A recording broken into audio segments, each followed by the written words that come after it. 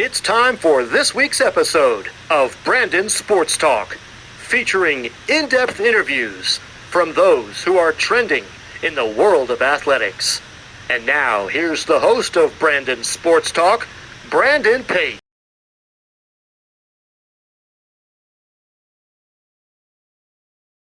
What was going on? I put you on speaker. Welcome back to Brandon Sports Talk. In today's episode, I have the privilege to interview the Bethel University's head bass fishing coach, Coach Garry Mason. How are you doing today? I'm doing great, Brian. Thanks for having me. Thank you. Can you talk about, of course, how you knew that you wanted to get started in coaching in the sport of college bass fishing? Well, actually, I didn't really know that I wanted to get started coaching. My daughter worked for the vice president of the college, and one of the assistant athletic directors come in her office one day and was talking about bass fishing, and that he had seen college bass fishing on TV. And she mentioned that, her dad was a professional hunting and fishing guide on Kentucky Lake. And he said something to the effect, well, we might want to talk to him. And the next thing I knew, they called me up and wanted to meet with me.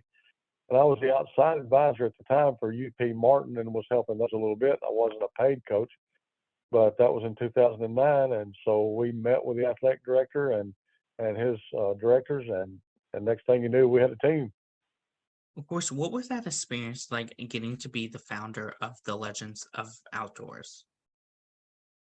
Oh, it's been a great experience. There wasn't a Hall of Fame back in 2002 for people in the outdoors industry of all walks of the industry. And so my wife and I decided to found a Hall of Fame where you didn't have to catch something of magnitude or harvest a big animal to be a part of this Hall of Fame. And so far, this upcoming year will be our 21st induction ceremony.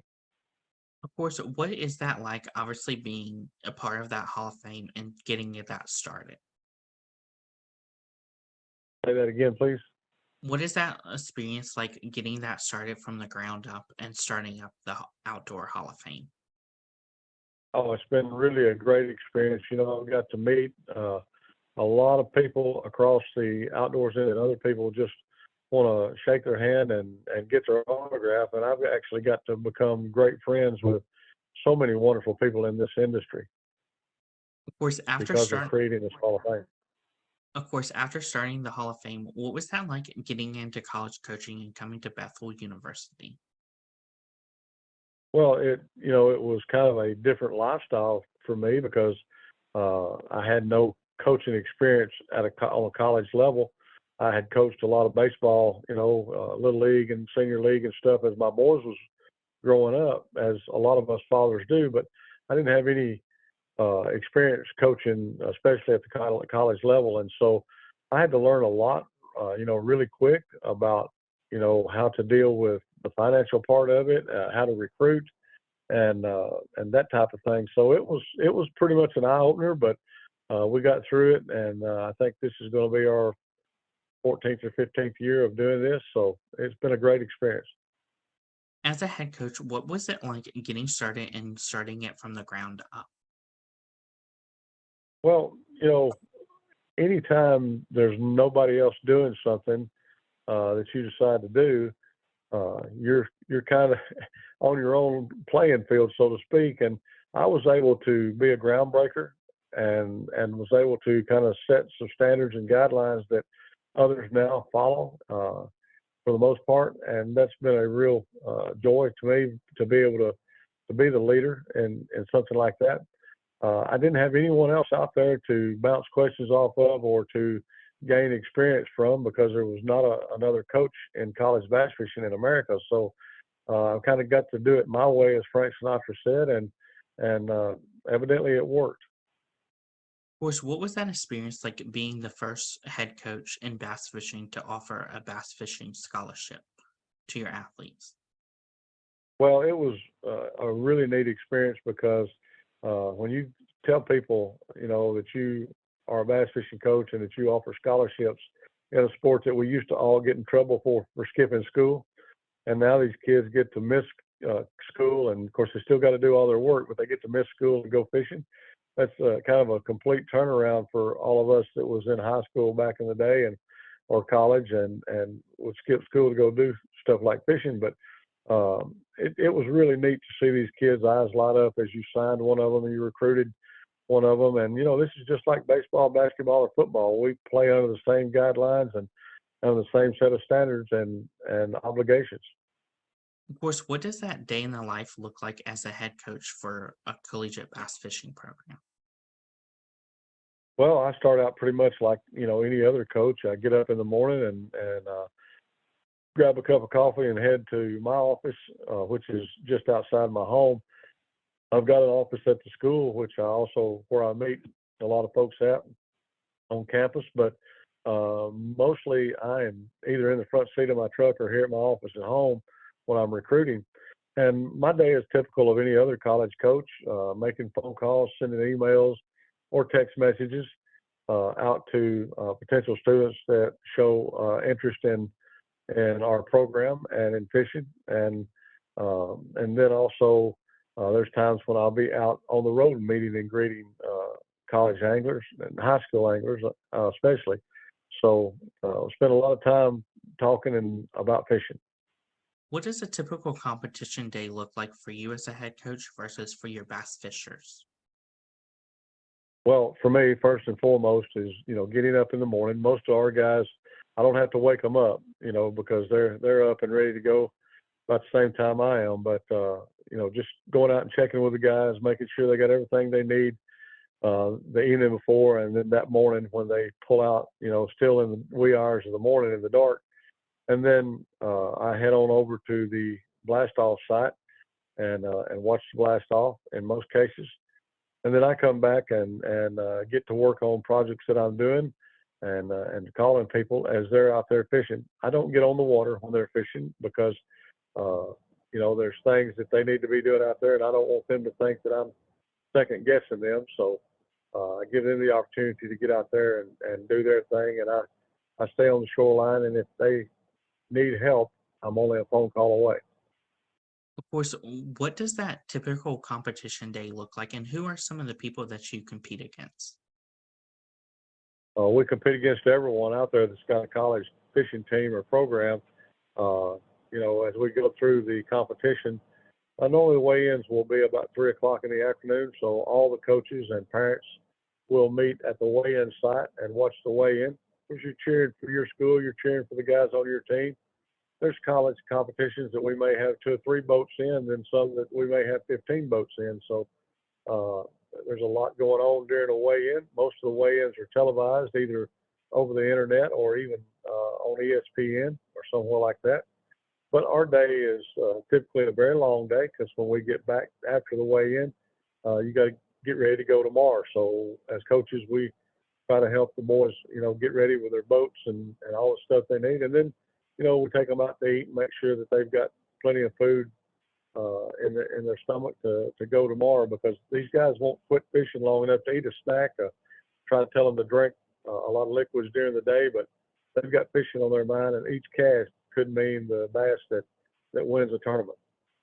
Of course, what is that like, obviously getting to compete against different teams like Landry University and Camville's University?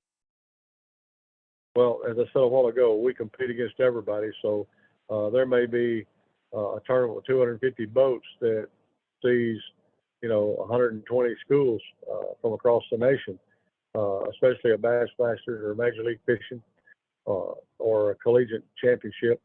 So we're used to competing against the bigger colleges because we're a small town university, but we are very much used to competing against Tennessee, Alabama, Mississippi State, then Lander and Campbellsville and Adrian College. But all those schools on the water are equal. It doesn't matter how many people you got enrolled in your school or how many kids are in your program. Once you get on the water, everybody's on an equal playing field. And so for these smaller schools like us, this has been a great way for us to expand our athletic programs and to give kids the opportunity to receive a scholarship and go to school doing what they love to do. Of course, for my listeners that don't know about collegiate bass fishing, how would you explain collegiate bass fishing? Say that again, Brian. I apologize. I didn't get all that. For my listeners that don't know about the sport of collegiate bass fishing, how would you explain collegiate bass fishing? Well, it's tournament fishing, and it's not just going fishing like a lot of us did when we were kids growing up. Maybe a tin can full of worms and a cane pole down at the creek somewhere. This is, very, very aggressive fishing. It's tournament fishing, just like you see the pros do on TV. And a lot of these young men that are fishing today, you'll see turn pro. I've got 8 of our alumni that are fishing professionally right now. But the typical tournament day would be one that they blast off right at safe light, at sunlight or safe light, and they would go to their first destination and begin to fish. They may fish in 20 different spots during a day's time, and they may run back to some of those spots just to check and see if those fish that are there are biting. So it's a very high aggressive, high speed type of tournament activity. I tell people all the time that if you've got any fingernails, you'll be biting them because you're wondering what's going on. You're on the bank and they're out there on the water, and of course we don't call any of our kids and ask them not to call us. And sometimes it's against the rules for them to call us unless it's an emergency. So we don't hear from them until they get back to the weigh-in site each and every afternoon. Of course, how do you keep up the momentum of your bass fishers when it's a long day tournament? Well, you try to have pep talks with them and keep their adrenaline flowing, and but not so much that they would make a mistake, because they are going pretty fast in a bass boat up and down the lake. They do wear and maintain life jackets, kill switches, and all the safety apparatus that one might need when running a bass boat. But as any coach does, you keep their spirits up and keep their adrenaline pumping, and just keep them on the water and make sure that they know that you stand behind them each and every day, and each and every cast that they make. They've got decisions out there that they have to make. You can't make them for them because you're not in the boat with them. So they have to learn what to do and when to do it. But most of them that we recruit here at Bethel are really good anglers, top notch. Of course, as a head coach, what are some of your biggest accomplishments at Bethel? Well, I think number one, our biggest accomplishments, is we've won a lot of championships. We broke a lot of records over the years since 2009 when we founded this program. We are the winningest college coach and team in America today. Our next, the colleges closest to us is our sister college with Bryan College over in Dayton, Tennessee. But we've won over 13 national titles and 18 regional titles since 2009. Plus, we still hold several records in college fishing. Of course, what is that like, obviously holding so many records and being the most winningest program in bass fishing? Well, when you're on top of the mountain, everybody's trying to climb up and get to your level where you're at and trying to knock you off the top of it. And it's a whole lot easier to get to the top of the mountain than it is to stay there. I'll tell you, especially with all the great competition that we compete against, these young men and women in college fishing, I think, are some of the best anglers on the planet. And to stay on top as long as we have, and to be a part of the top 10, top 15 in the nation each and every year is pretty phenomenal. And it just speaks volumes about the great young anglers that we're able to recruit. So, hats off to all the men and women that fish on the college level, because they're all really good anglers, and they make you better. When you compete against really top-notch people, no matter what sport you're in, it brings you to the top too, and it makes you better. And a lot of these colleges that we compete against has helped to make us what we are today. Of course, as a head coach, how has it been like, obviously, being able to stay at the top of the sport of bass fishing?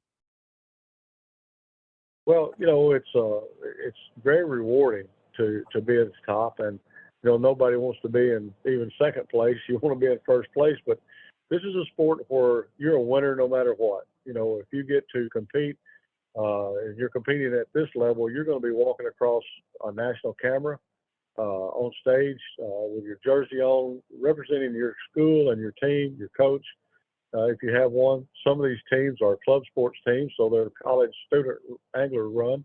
and there's nothing wrong with that. But for the most part, just getting to be a college coach and watch your guys walk across that stage with pride, weigh their fish in, and then get back in the boat the next day and go at it again. Sometimes these tournaments are 2-3 days, and you've got to perform each day. You can't win a tournament on the first day, but you can sure lose it. And so, you just got to keep these guys up and make sure their equipment is up and show them the importance of doing the right thing every time. Of course, what is that like? Obviously, getting to compete against those club teams in your tournaments versus competing against other Division I teams in your tournaments. Well, there's not any difference. I mean, once those boats get on the water, not only are you competing against other schools and other boats from those schools, you're competing against your own players as well. So, we promote a team concept. So we want each and every one on our team to be as happy when one boat wins as we are when the other boat wins. When one boat wins, we all win. Once I said, like I said a while ago, the competition is very stiff out here, but the camaraderie is great too. I mean, these guys are friends with a lot of the other guys from other colleges. I'm friends with a lot of the other coaches, and we pick on each other and laugh and share the moment. But this is all part of God's plan to help these young people get through their scholastic year in college and 4 to 5 years.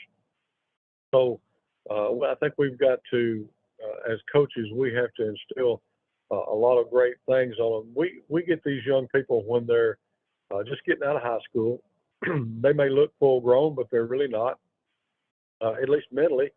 And we get them in what I think is the most beneficial 4 years that they have in that growth period, because when we give them back to their parents at the end of that 4 or 5 years, we're handing them back an adult that's got an education and ready to step off into the working world or the tournament fishing world as a professional angler.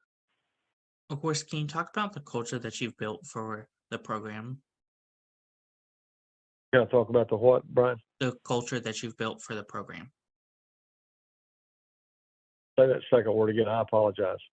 Can you talk about, of course, the culture that you've built for the bass fishing program? Still not getting that word. Can you talk about the culture that you've built for the Oh, program? the culture. Okay, I apologize. Yeah, I mean, we've recruited kids from all over the nation, including from the states of Washington, Idaho, Iowa, Pennsylvania, Maryland, New York, Alabama. So the culture of college bass fishing is such that all these kids are pretty much just alike. They have a tremendous love for the outdoors and for fishing, for conservation, and for nature. And every one of them are competitors all the way down to their heart. And they spend a lot of time on the water and spend a lot of time reading and on YouTube and stuff to learn more about fishing. And they have their heroes just like you and I do. They have professional anglers that they look up to. But in the same stance, once they get here in college and start gaining publicity through being a part of our college program, they have fans as well. Not just the parents and grandparents, but young high school anglers that are looking up to them. High school bass fishing is one of the fastest growing sports in high school today. And so there's a lot of kids out there that are looking up to these college players. And you have to instill that in them where they know that they're no longer just a part of themselves or a part of their parents. They don't represent just their family anymore. They represent their family. They represent their school, their program, their sport. And these guys, they take that to heart. By the time they graduate, they get really good at promoting themselves, promoting their school, the products that they use. And you can see it in their eyes when you start asking them about college fishing. What does that recruitment process look like for prospective bass fishers looking to go into collegiate bass fishing? Well, I tell young folks all the time, and I start recruiting when these kids are in the 9th and 10th grade. But I tell them all the time, there's several things that you need to do. Number one is pick you out of college or two that you think you'd really be interested in going to, that has your sport, of course. And if they have a coach, get in touch with that coach. work you up a resume on your tournament angling experience and make sure that it's got a lot in there about you. If you were a Boy Scout or a Girl Scout, or if you did community service work, church work, whatever you can let that coach know about you to more familiarize himself with you, and get a hold of him early. You know, 9th, 10th grade is not too early to get a hold of a bass fishing coach at one of these colleges that have coaches, and let them know who you are and what you're doing. Hold on just a second. I've got another call coming in, and all right, let's see. Are you still with me? Mm-hmm. Still with me, Brian?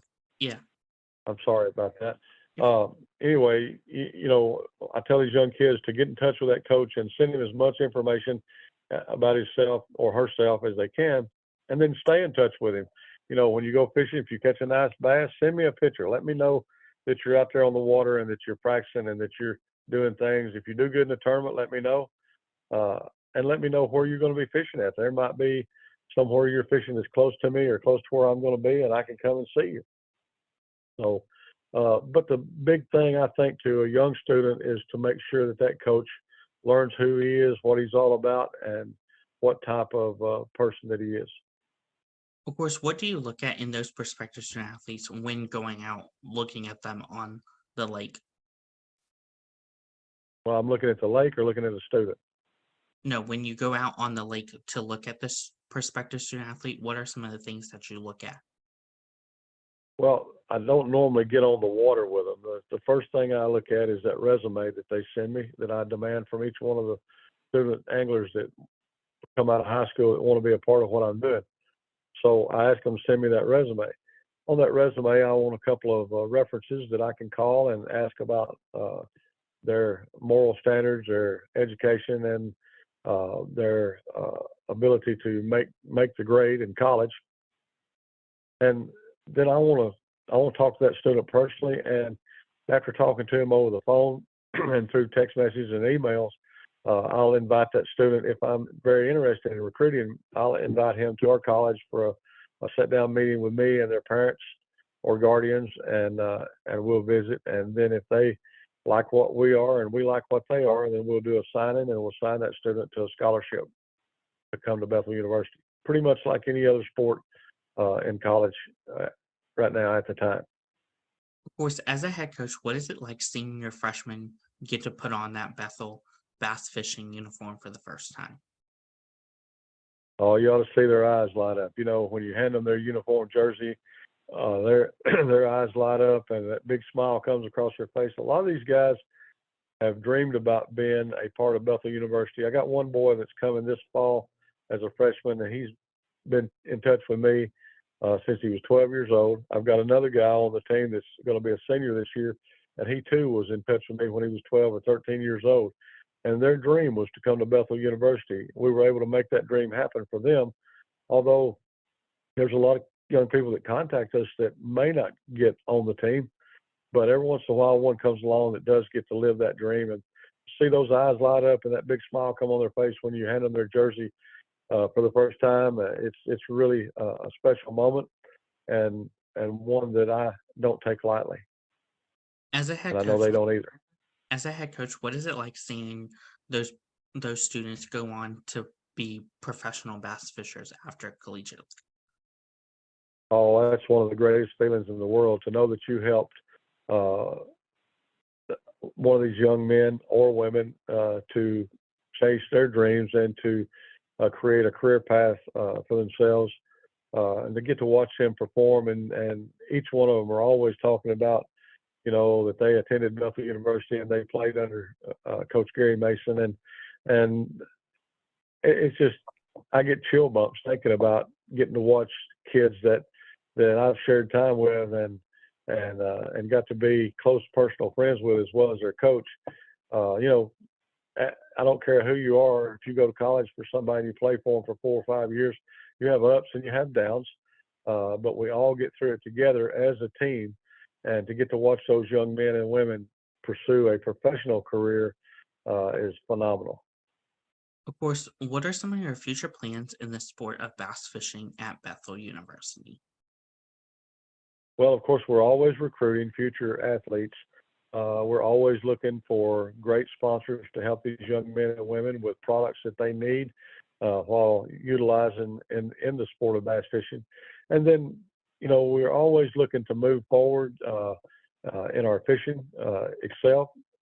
So, we're always trying to get the students to make sure that they study a lake, that, there's all kinds of technology out there to them for them to use now that we didn't have 20 years ago. Live scopes, navionics, GPSs, and all that type of stuff that you can actually set in your dorm room and look at some of the stuff and look at some of the places you want to fish. So that's part of the future of what we do. But I think the well-rounded portion of our fishing program and the future is just to continue to recruit great young men and women to be a part of our sport and to help other coaches and other student athletes from other schools enjoy the sport and be a part of what they're doing as well, because we're all in this together. It's not something where, okay, I'm just with Bethel University and just my students matter. To me, all students matter and all the teams matter. The more I help a coach create his program or her program, or that I help student athletes, the stronger this sport's going to be. And that's what I think that God calls us to do, is to use our knowledge to help others come along the same path. What advice would you give those incoming freshmen that are entering college bass fishing for the first time? What advice would I give to them? Hmm. Study hard. Don't go fishing and think that I'll come back and study when I get through fishing this afternoon, or I get through playing around with my buddies. Do your studies first, and then go reward yourself with a fishing trip to the lake. But keep the classroom in mind. That's the number one thing you're coming to college for, is to get an education. And if you don't get that education, then we all have failed you. But it's up to you. We can't do the work for you. I can't let you rely on me for your grades and for the other things that you need to do. And be punctual with time. If you're supposed to be somewhere, get there 10, 15 minutes early and be punctual, be on time, and let people know that they can depend on you to do the things that you say you'll do and to be the places you say you'll be. One thing in this world today is we're all so busy that we forget to be punctual, but we've got to be respectful for other people's time and learn great study habits and great study morals, and that'll get you through college. You'll do real well and make great grades just by making sure that you study when you're supposed to, because no one's going to stand over you and make you do that. What advice would you give those college seniors that are looking to get onto the professional circuit of bass fishing? Well, be loyal. Be loyal to the sponsors that you have, but unafraid to go out and seek other sponsorship. This is a very, very expensive sport. Some of these boats cost $100,000 with boat motor trailer package, so it's a very expensive sport. A lot of these pro anglers are pulling a boat that's $70,000, $80,000 and driving a truck that's 65 or 70,000. So they got roughly $150,000 right there that they're responsible for, and then all the equipment. You can get easily $20,000 tied up in equipment on your rig. So you're going to have to learn to manage money. A business degree is a good thing, and also have something to fall back on if it don't work. Because it's so expensive to be a part of the fishing tournament trail that you really need to win some to stay on that trail. But always have something to fall back on. Always have a business plan. KJ Queen, for instance, KJ's got a lure company. Tristan McCormick's family has got a conveyor belt company, and others. So always have something to fall back on. A lot of these guys could become really great fishing guides, and a lot of them hunt as well. So the sky's the limit for these guys because they are young and bright young individuals. But just work hard. There's no replacement for hard work and great working ethics.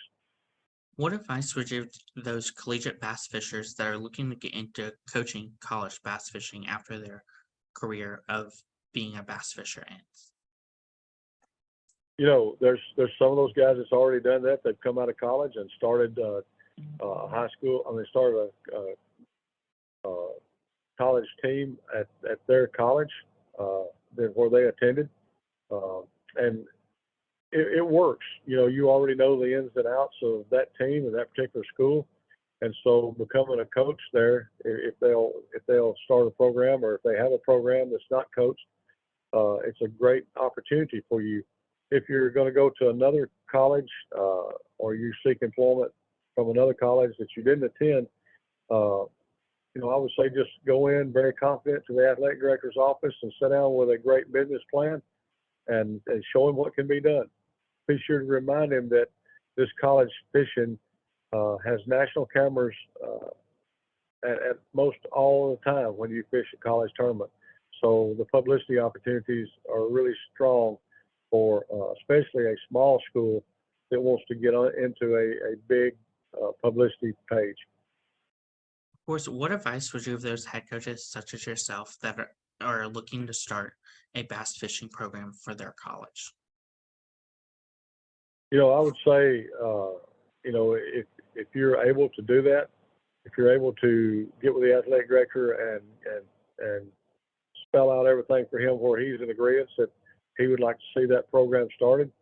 If you have never been a college coach before, there's a lot that you've got to learn from the financial side and from the recruiting side. So just work hard. You might go talk to the basketball coach or football coach and seek some advice, or call other college coaches. And I'm sure that a lot of us will be willing to help. But by all means, don't try to do this by yourself.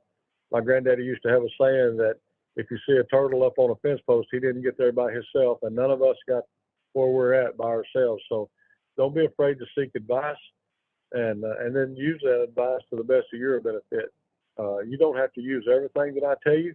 You can pick and choose what you want to use, but I promise you that I'll never tell you anything that I think is untrue. I'll always try to steer you in the right direction. And I know a lot of these other college coaches will do the same. That's great advice. Where can my listeners find the program on social media? You can go to our website of Bethel Athletics and scroll down to bass fishing, and you can look us up there. That's probably the best place to go check us out. But we're also on a lot of different, like Bassmasters, Major League Fishing, the ACA Collegiate Tour. We're on their websites when we fish their tournaments a lot. Or just punch in Bethel University, McKenzie, Tennessee on a Google search, and you can find us there. Thank you again, Garry Mace, for your interview, and best of luck in your future at Bethel University as the head bass fishing coach. Hey, Brian, thank you for having us, and thank you for promoting college bass fishing and high school bass fishing. And we appreciate your time today and look forward to talking to you once again down the road. Thank you. You can find Brandon Sports Talk on Instagram at Brandon Sports Talk, Twitter at Talk_Brandon, and you can find me on YouTube at Brandon Sports Talk. Don't forget to like, comment, and subscribe. Thank you again, Coach Garry, for your interview, and best of luck in your future. Thank you, and good luck to y'all. You've been watching Brandon Sports Talk. Please feel free to like, share, and subscribe to Brandon Sports Talk on social media and on YouTube.